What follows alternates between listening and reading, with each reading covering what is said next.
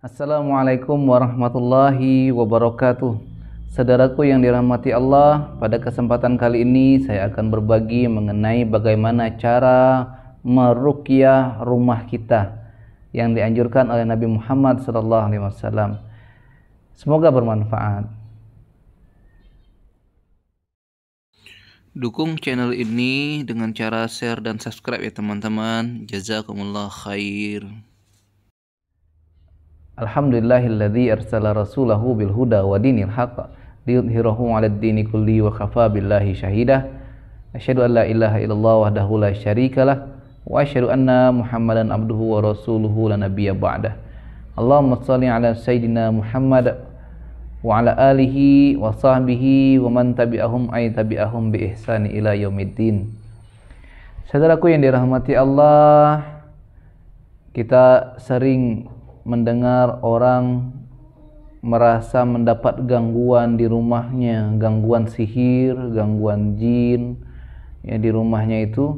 Nah, bagaimana cara meruqyah rumah itu? Ada beberapa tips yang bisa saya sampaikan ya, pengalaman saya meruqyah. Saya meruqyah, ada satu waktu itu orang mendapatkan gangguan di rumahnya, dia merasakan sesuatu yang aneh di rumahnya. Kadang dia melihat bayangan hitam selalu mengikutinya, kemudian bunyi-bunyian ini dan itu di salah satu sudut rumahnya, bunyi orang tertawa ya, kemudian ada orang langkah kaki ya, bunyi suara anak kecil dan macam-macam, padahal orangnya nggak ada gitu. Nah, begini caranya. Tips yang pertama, kita membacakan Al-Quran rutin di rumah kita. Terus membacakan ayat-ayat Allah di rumah itu, terutama surat Al-Baqarah, karena dianjurkan sekali untuk meruqyah rumah, bacalah surat Al-Baqarah. Ya, bisa apa saja yang kita hafal, kalau bisa kita baca dengan ayat Al-Quran, dengan Al-Quran mushaf kita baca sampai selesai. Itu yang paling afdol. Tapi kalau belum bisa dan terkendala segala macamnya, masalah waktu dan sebagainya, kita bisa mencoba dengan membacakan surat Alif Lam Mim sampai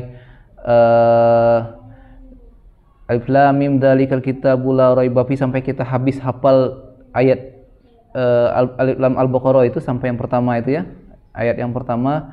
Kemudian bisa juga ditambah dengan ayat kursi, baca ayat kursi itu Al-Baqarah juga. Kemudian bacalah lillahi ma fis sama sampai selesai. Kemudian diputar di air satu ember ya. Kemudian diaduk dengan tangan kita sambil membaca, sambil memegang air itu.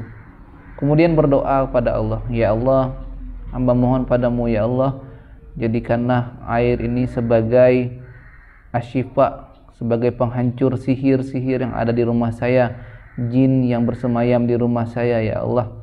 Hanya kepadamu ya Allah kami berserah diri dan memohon, kepadamu ya Allah kami minta pertolongan, ya Allah kabulkanlah doa kami, la haula wala quwata illa billah.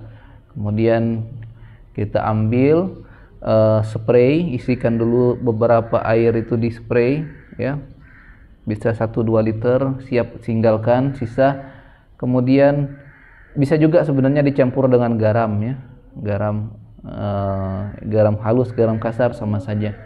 Dispray di sudut-sudut rumah, biasanya di daerah-daerah yang lembab ya, kemudian gudang-gudang, banyak mereka bersemayam di situ karena mereka suka tempat-tempat yang agak-agak lembab ya. Dispray, kemudian sisanya itu dipel ya, ambil dipel di sekeliling rumah kita di mana kita berpijak. Jadi niatkan ketika jin itu menginjak rumah kita, terbakar dia dengan ayat-ayat Allah tadi.